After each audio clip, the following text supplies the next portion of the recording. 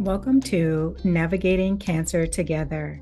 My name is Talaya Dindi. I'm a cancer thriver, cancer doula, independent patient advocate, and owner of On the Other Side. I use my experience to help others get on the other side of cancer.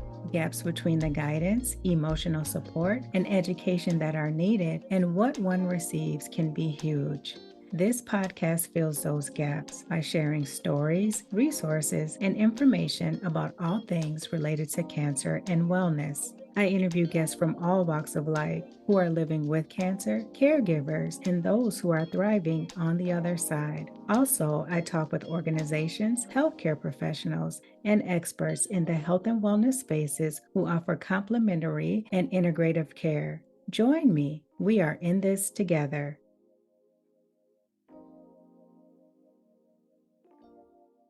Hello, everyone. This is Talaya Dindi from On the Other Side Life, and you're listening to Navigating Cancer Together, the show that has something for everyone facing cancer. Why? Because everyone is different with different needs, beliefs, and perspectives. Thank you for joining us for this episode. I encourage you to open your minds and your hearts. Today, our very special guest is Erin Copelan. Erin is a speaker, best-selling author, and a licensed massage therapist. In 2009, she was appointed sole caregiver to her husband as he was diagnosed with cancer and underwent multiple surgeries and had a very successful liver transplant. With caregiving experience that spans over a decade in multiple states with multiple medical centers, Erin was called to share her stories with the underserved caregiving community. Erin is a UNOS, United Network for Organ Sharing Ambassador, helping to spread the word of the importance of organ donation. She loves writing, the ocean, snuggling with her kitty, and learning new ways to express her creativity. Erin, thank you so much for joining us today and welcome. Thank you so much. I'm so happy to be here today. Erin, I cannot wait for the audience to hear your story and experience as a caregiver. But before we get started, Erin, how are you feeling today? I am feeling really great today. It is a good day. Wonderful. Every day we get to wake up and put our feet on the ground, I feel like it's an excellent day. I'm with you there. It's a blessing and a gift. Could not agree more. Erin, could you please share with us how your husband learned that he had liver cancer? I feel like every single step of our journey has just been so unique. And it's one of the reasons I was like, I think I'm supposed to write a book about this because this is just so strange. So initially, nobody told him he had cancer. And we had been planning a trip to Africa. It was the Wow. trip of a lifetime. We were going on a safari. We were so, so excited. But when you go to Africa, you need vaccinations and things. And that's the only reason he went to the doctor at all. And it was one of those, he was procrastinating. And I was like, I will go to Africa without you. You need to understand if you don't get your shots, I believe you. I I will wave to you from across the world because I'm going. And so when he went to get his vaccinations, he hadn't been to the doctor in so long. They did a full workup and physical and labs, and the labs came back irregular. And so they sent him off to a specialist, and the specialist did some tests and said, "You know what? I'm going to send you to another specialist, but go on your trip, have a good time. No rush, have fun." So we went. We had a fantastic time. And we got back and we went to see the now second specialist. And I just remember sitting in the room with her, and there were other people with her. I think they were interns, possibly other doctors. It's one of those scenes where you can see one person, other people kind of faded in the background. You just Hmm. can't recall them. And she just started talking about cancer and transplants and things. And we were like, what are you talking about? Finally, Jerry said, what are you talking about? She said, well, didn't they tell you you have cancer? We were like, Wow. no. No one mentioned that at all. And so that's how we found out. That's interesting. That's a very interesting way to find out you have cancer. It's like, oh, no one told you? Of course, you got this news and you were very shocked, I'm sure. What were some thoughts that were going through your mind? And once you were able to kind of get through the first initial shock, what was your first course of action? I mean, the shock is a big one. I remember sitting in the car after that doctor's appointment. We just sat in the car. I can't even tell you how long we sat there. Mhm. And I was very numb. I didn't cry. I didn't like, there were no emotions. It was just very surreal. And then I feel like the very next thing we did was to set up a second opinion Mhm. because, their immediate reaction, it was very confusing and very overwhelming because all I knew about cancer it was very little. Yeah. And so I really felt like, how can you even say somebody has cancer if you don't do a biopsy? And that's, I think, partially what I know. The technology has advanced so much now, but liver cancer is just different that way. They could tell by his labs, and he did have a mass on his liver. So they're like, it's plain to us. The words they used were, if it walks like a duck and talks like a duck, it's a duck. And That's what. so, Aaron, your husband, did he recall any symptoms that he was feeling at all? None. No symptoms. 0. Nope. He was, relatively fit. Yeah, no aches, no pains. He was not jaundicey. He was not nothing. 0. Wow. Which has actually been very, very fortunate for him because with all of the treatments he's had and all of the surgeries and all of the procedures, we've been, in waiting rooms with people who are really, really sick, people really fighting hard, fighting hard, and they're in a lot of pain. And my husband has been very fortunate that he didn't, he wasn't in the hospital counting down the minutes like if I don't get a transplant in the next day, I'm going Oh. to die. He didn't have to go through that. He was, he had side effects and pains from all of the surgeries, but he was really blessed to have, I can't even articulate it properly, Mhm. to be severely Yeah. ill. Yeah. So he's been very fortunate through our entire journey that we've just kind of caught things in very weird ways like this. He wasn't feeling sick. We were going on vacation, and that's how we found out he had cancer. And every step of the way has been just some kind of fluke signal ping, like, better check this thing. And we were able to be a step ahead of it. So we've been very lucky that way.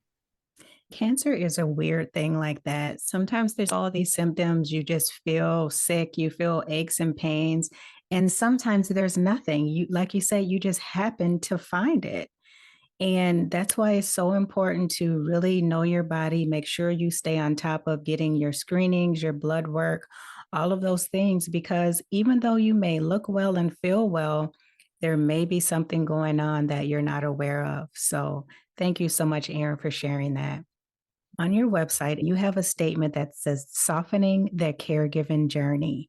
Please share your experience about the gaps in caregiver support that you experienced. So it's very interesting. I recently recalled a doctor's visit that I didn't talk about in my book. And in that space, it was after one of Jerry's diagnoses. His cancer came back so many times. I don't know exactly which one it was, but the nurse asked him if he was feeling distressed with his diagnosis. And he's like, not really. I mean, my husband, talk about being the duck and letting things roll off you and like going with the flow. My husband's the epitome of that. So I make up for it. I carry all of the stress. And so he's like, no, I'm fine. Like, we're going to take care of it. I'm like, hey, the distress is over here. And I vocalized that.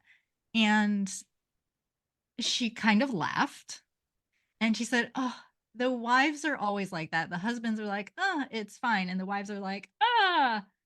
And she kind of laughed. And I remember thinking, wait a minute. As I look back on it now, nobody said, hey, but are you okay? Nobody said, would you like a phone number to a support group? When they called him on the phone to follow up, the social worker, my husband had a similar conversation with them. Nobody asked to speak with me. Nobody asked if I needed resources. So I was like, wow, I understand I'm not the patient. And so Right. there is that necessary, I suppose, kind of tunnel vision because they're caring for the patient, but so am I. Right. And if I am failing, if I am struggling, if I am faltering, there was nothing at the time to soften my journey. There wasn't anything for me. I'm sure if I had then taken the initiative and said, "Hey, wait a minute, I really like," but I feel like I needed to take the initiative to do it. There wasn't Mhm. anything that was just, and I think that's a big gap. So, Erin, the first time you spoke up and you, in a way, said, "Hey, I'm over here. I need support too." What was that experience like for you? I never asked support of Jerry's medical team. I got support from therapists and, my inner circle of friends when I needed it, but I depended a lot on one-on-one therapy that I sought for myself. I know there are support groups that are out there. I didn't participate in a support group. I was in such a heightened codependent state that I really couldn't set a boundary within myself. Number one, to allow myself to feel vulnerable in a group of people.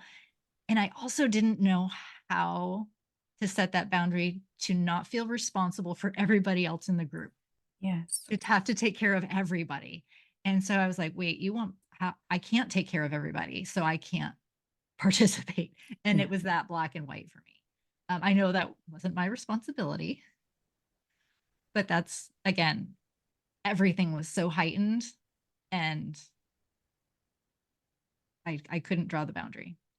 I understand your feeling about support groups. I think they're amazing. They're great for people that really gravitate to that sort of thing. But I was kind of like you as a cancer patient. The support group thing didn't work for me because I felt all of that energy of the other people. And because my energy was more so, I want to survive and live, their energy was more, oh, woe is me. And I want to give up. And I'm like, I can't take that on. So, what you just shared, Erin, I feel it to the core. I can relate, even from a different perspective. Mhm. Mhm. Yeah, it's Mhm. a very, very personal thing. What is something that you took from therapy that really helped you in your caregiving journey? Mm. My husband and I were actually kind of joking about this a little bit recently because my therapist like, "Erin, you it's not your responsibility to keep your husband alive." Because I'm very much like, that is my that's my purpose in life, Yeah, like, to make sure all the people know, to make sure all the things are happening that I don't know how else to describe it, that, like, I have to keep him alive. Um, Again, it's another lovely irrational thought because I am not a doctor, nor am I God. right. So, but I will carry that and take on responsibilities that I probably need to settle down a little bit on and at least acknowledge that all of my powers are not magical. I have a lot of magical powers. I know you do. I know. But just that reminder I'm human. Right. That's the bottom line. I am human and Mhm. not responsible, for saving lives. I am responsible for making sure I'm okay. And Yes, and I'm allowed to not be okay. that's right. I'm allowed to not be okay. Yes, I love that. I think that's beautiful when you can take a step back from a very tough situation like that and say, it's okay for me to have a bad day, to not be okay, and to take a break because giving yourself that time for yourself can make a world of difference. And it's hard. It is hard to take the breaks. It just Mhm. is. Speaking of breaks, Erin, what were some ways that you took breaks and you took time for yourself. And how did you, and I feel comfortable asking this because I kind of know your personality a little bit. How did you deal with the guilt when you did take breaks? Ugh, I like to refer to the breaks and self-care as just taking a pause, Mhm. because sometimes you cannot get away for an hour massage or a spa day or something that feels big. Self-care can feel big, it can feel selfish. And when you're in the middle of caregiving, sometimes people would say to me, "What are you doing for you?" And I was just like, "No, don't do that," because it just felt like another task. And so finding just that awareness of what little things I was doing for myself and the things that we are all already doing for ourselves. Like, I love to color. And so I would get, I have some of the adult coloring books with like lovely swear words in them, decorated in flowers. And it's going back to that place of being a kid with my markers and my coloring book. It's very meditative. There's not much else you can think of when you're trying to stay in the lines. Right, Working. right. And you're picking color, I pick colors. Does this go with this one? Do I want this? And I could do it while I was at home. I could do it while my husband was napping. I could do a little bit now, a little bit later. Those kinds of little things can be really, really lovely. Mhm. Yeah, I can relate about the adult coloring books. They are very relaxing, and I found that even though I'm not really thinking about anything in particular, subconsciously I am because, maybe I'm trying to think about how to improve something or different steps I can take to change something or whatever. But I feel like it's a time where you can just think and free flow and not worry about anything else. But subconsciously, there are other things that are taking place. And I think in a healthy way, because it just allows you to just be and you're not focused so much on doing this one particular thing. It's just like your mind is at peace. Yeah, you leave that reactive state. So even for processing big information, you get the diagnosis, you're waiting for reports, test results to come back and things like that. And our bodies need to acclimate to the information and what's happening. And so giving ourselves that time to settle into, and, okay, this is my reality and this is what's happening. And it's going to be okay. Shoulders you can drop, Yeah. you know, lungs you can inhale, you can expand, you can breathe, and getting into that place. Because if we don't let our bodies go through those cycles, that trauma is just going to kind of stick in us. And when the Yeah, trauma sticks in us, that's when we start to get sick. that's right. And that ways to shake out that trauma. And sometimes literally shaking it out, also fabulous. If you're not in the mood, like if dancing makes you feel weird, if you don't want to, fine. But even looking back, the more I've learned about trauma, when Jerry was in the hospital, sometimes I would have dance parties very regularly. I would put Mhm. on his favorite Motown songs, and he couldn't dance, but he loved the music. And I would just dance in the room, and it Mhm. would make him laugh. And I was silly. Sometimes I would just start doing yoga. The nurses were like, "Are you a yoga instructor?" I was like, "No, I'm not." But my body had to move, it had to Yes. release the junk. And it came out at weird times and weird ways, but that was my body processing. And we have to give it that time. It's great that you found ways to do that and you recognize that need. So I want to commend you on that. Thank you. Erin, your book is called Welcome to Caregiving, the things caregivers never talk about. It is a guide on how to be a caregiver. Please tell us more about that, what you mean about the how. I love what you have to say about that. Also, tell the audience where they can find your book. So actually, that it's not a guide on how.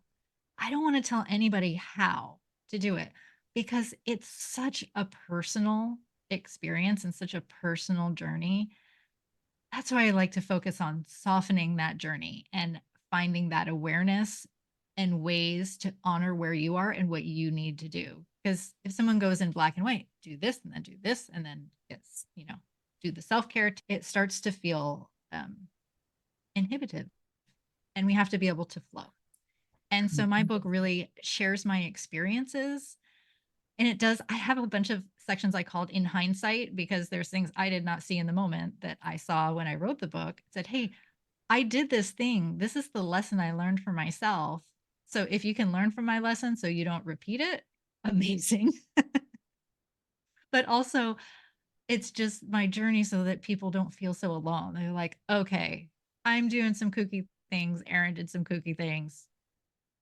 We're all good. It's all good." And the book can be found on Amazon.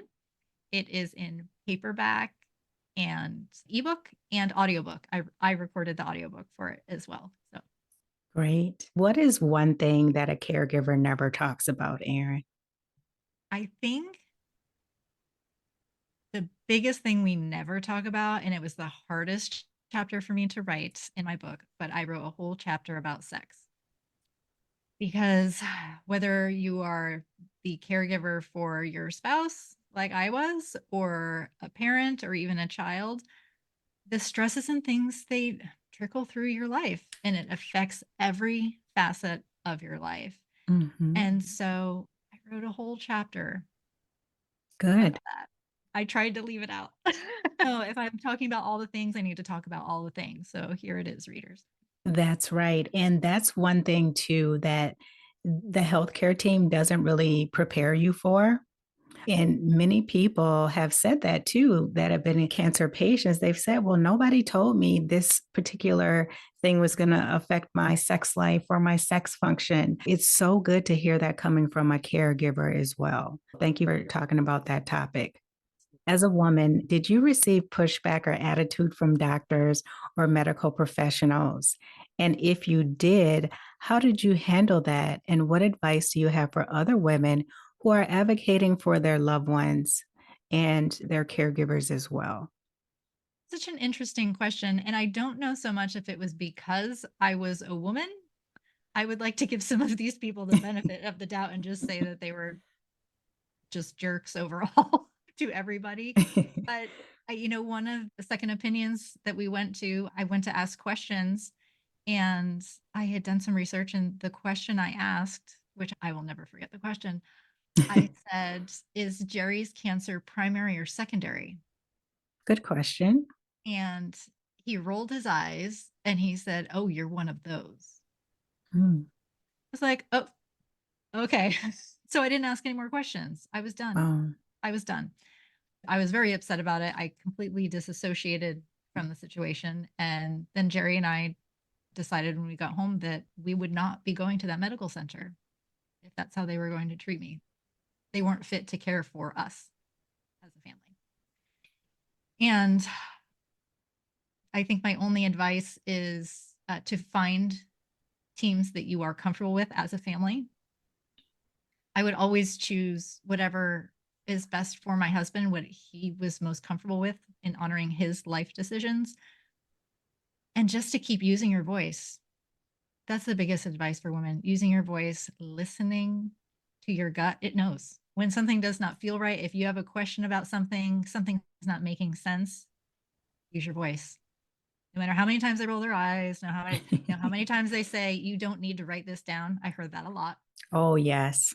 "You don't need to write Hmm. this down. You don't need to write this down." I would just say, "Thank you." And I would just keep writing. Listen to your gut, use your voice. Great advice, Erin. What other tools have you created to help caregivers? I really try to be very creative in my offerings. I did create the patient handbook, which was actually that even came that idea before I wrote my book because I couldn't find anything to organize my caregiver notes. And Oh, so, wow. so I created a binder system and I call it the patient handbook because the data is all on the patient, but it's in a binder. It can be organized. It's got the calendar, place for notes to ask questions. I created a body scan checklist with some cues so that before you step into the doctor's office, the caregiver and the patient can sit together and be like, "Okay, how are you feeling? Let's tune into the body." And so that we can communicate what's happening and what sensations you're feeling. Because every time, at least for me personally, the minute I sit in that doctor's office on the crunchy paper table, it's like when you take the car to the mechanic and the Yeah, thing's not wrong anymore. You can't get the exactly. the adrenaline like masks all of your signs and symptoms. And you sit there and you're like, I'm fine. I don't know why I'm here. And then you get home and you're like, oh, did you ask him this? Did you ask him that? I forgot. This is the tool to help people with that. And then I've just tried to create a bunch of free content and PDFs, like 5 ways to celebrate without cake or champagne so that we can honor ourselves and what we're doing for ourselves. I have a little fact sheet on organ donation, 10 ways to support a caregiver. I've got that on my website. So yeah, I try to. Nice. Erin, I want to talk a little bit more about organ donation. Please share with the audience some tips that people should be mindful of if they or a loved one are in need of an organ. I feel like talking about it openly is very important. I think a lot of people have some misinformation on how organ donation is handled, and so I try to talk very openly about that with people who are curious. I recently spoke at a conference in San Diego, and the taxi driver asked why we were there. I told him, and it was for the Society of Transplant Social Workers. That's where I was speaking. And we started talking about organ donation.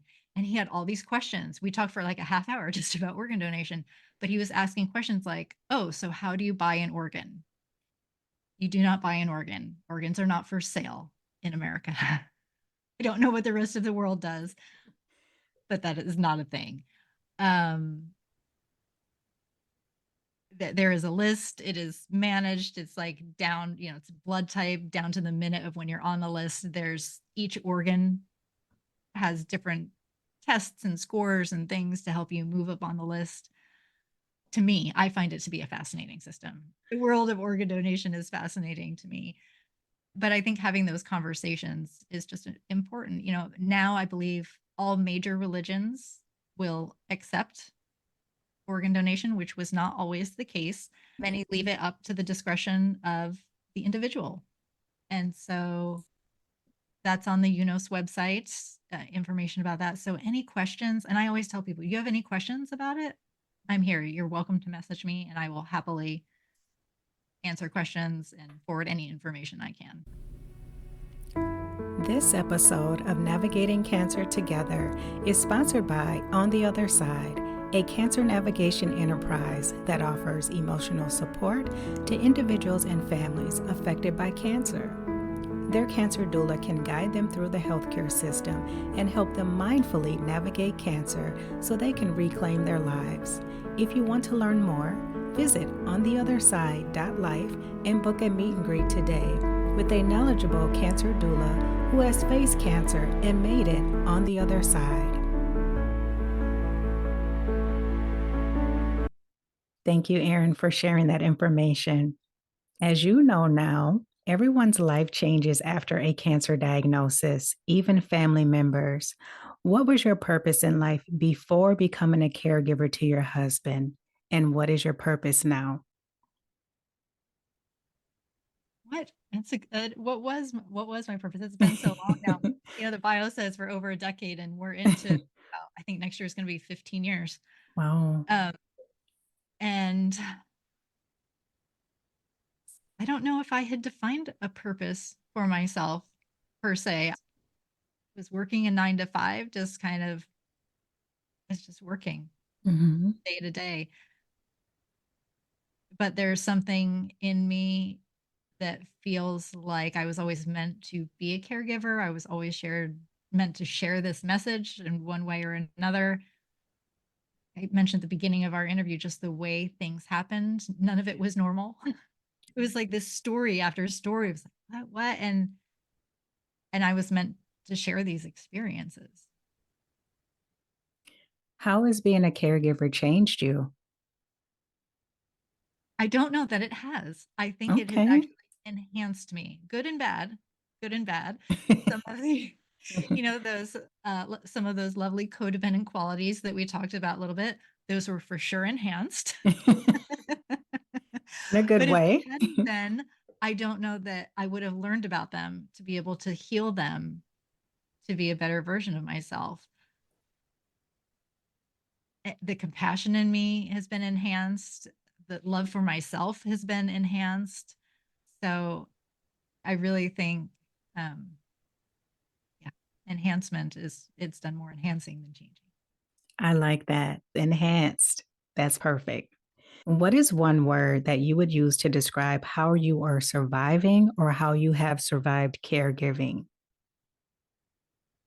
Endurance. It's the long game. Yeah. Long game.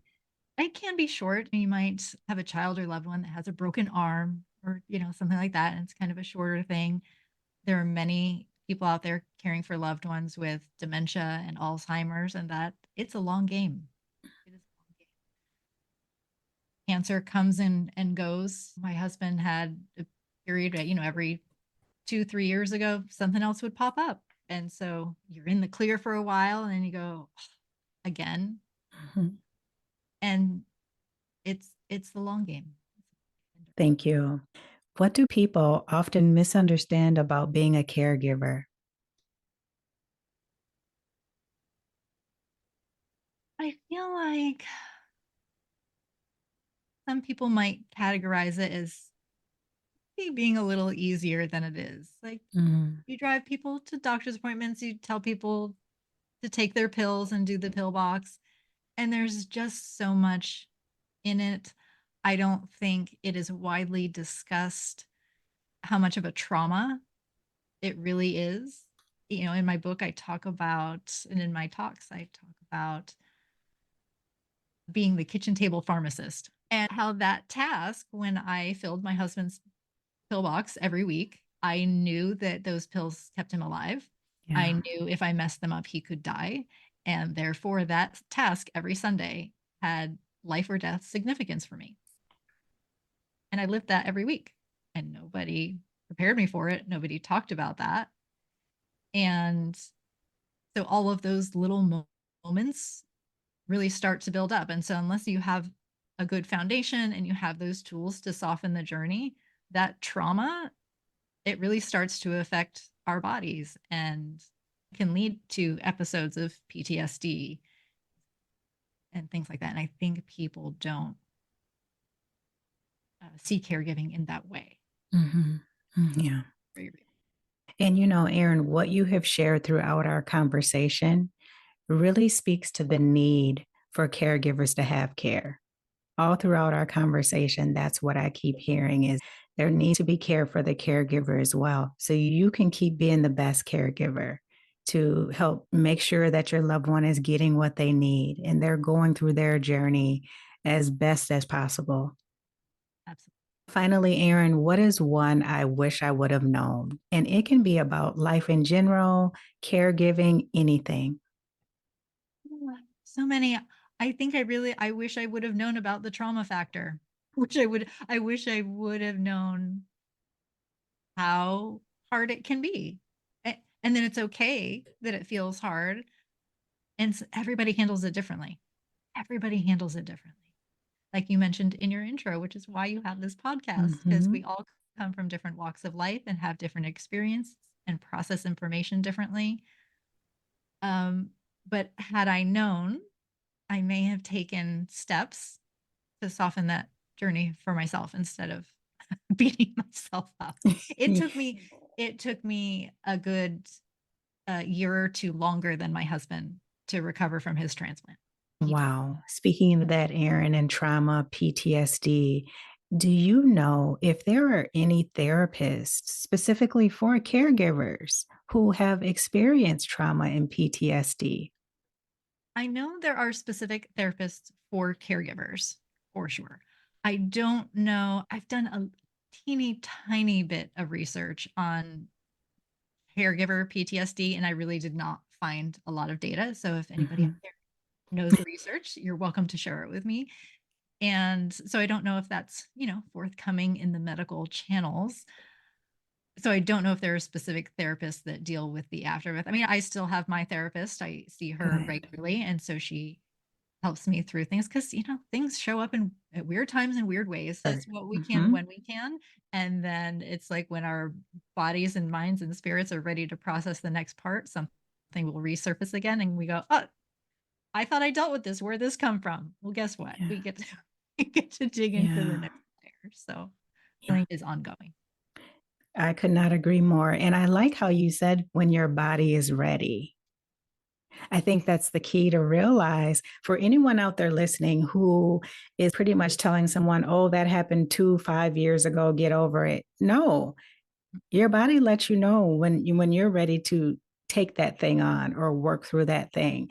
And so even in your experience, you are a great example of just because the treatment stops, the loved one is healing and getting better, it doesn't mean that it's over. The journey's not over for either party. It's ongoing once cancer enters your life.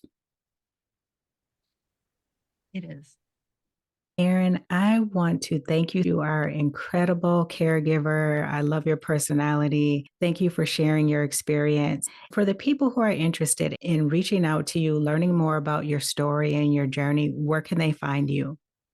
My website is the very best place because it has all the ways to connect with me. It's erincopelan.com. That's Erin with an E, Copeland, no D, erincopelan.com. Wonderful. Erin, is there anything else that you'd like to share before we end today? I feel very complete today. I've loved spending this time with you and sharing this space and energy with you and your audience. It's been really, really lovely for me. Thank you. I wish you the best. And thank you for sharing your insights as a caregiver. We need to hear more stories and experiences like yours. Thank you. I would like to give a shout out to the listeners. Thank you so much for joining us. Please share, follow, or subscribe so that you can easily find this podcast and listen again. You can listen to Navigating Cancer Together on Amazon Music or wherever you get your podcast. Are you looking to expand your professional network? If you are, join me on LinkedIn. As an active member of the platform, I would like to personally invite you to connect with me. Let's grow our connections together. You can search for Talaya Dindy, BCPA. That's TALAYA DENDY, That is it for this Wednesday. Until next time, let's keep navigating cancer together. Take care. Thanks for listening to this episode of Navigating Cancer Together. I hope you found it helpful. Please be sure to subscribe, share, and tell your friends and family about it. For notes from the show and previous episodes, visit ontheotherside.life and check out the podcast section. I would love it if you join me for the next episode. Talk to you soon.